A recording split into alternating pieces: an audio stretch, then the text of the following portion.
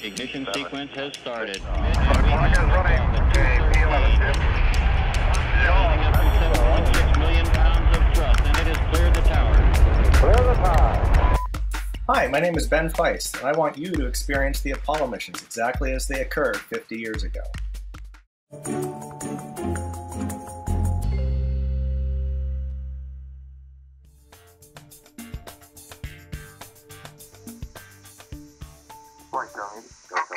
We've had a problem here.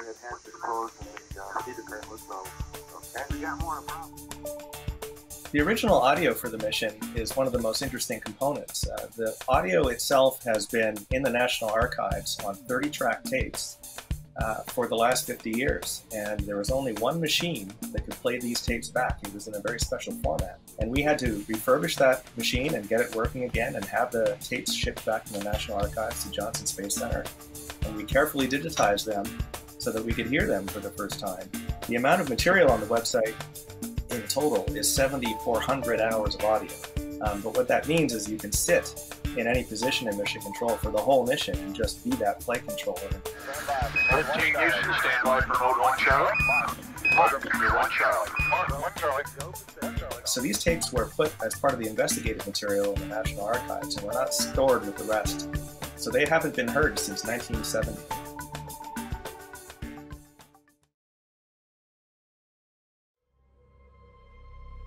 There's one particular phone call that we found where Marilyn Lovell, Jim Lovell's wife, phones Mission Control and wants to talk to somebody about what is going on. This is the morning after the explosion happened.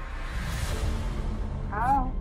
Hello, Marilyn. Hi, listen, Ken, I'm naturally concerned, and I thought maybe you're the best person to talk to. How have things looked this morning? My kids aren't up yet, and I don't even know what's going on because they went to sleep before all this came up last night.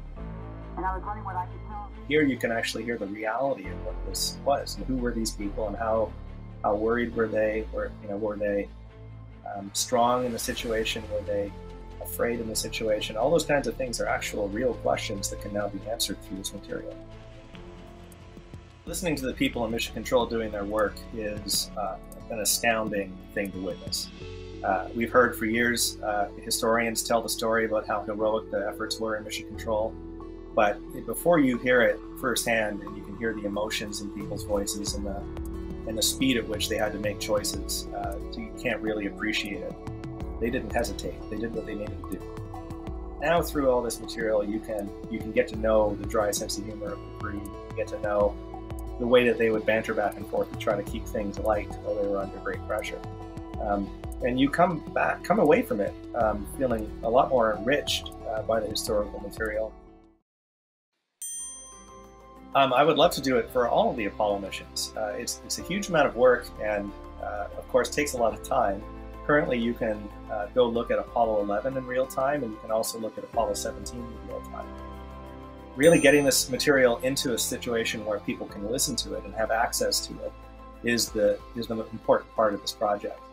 I'm sure in another 50 years there might be another effort to translate them into some other format that will be however we consume our media then, which I can't anticipate.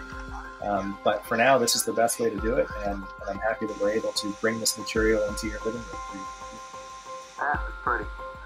Looky there. Do you have a question for NASA? Send your questions to our experts using #AskNASA.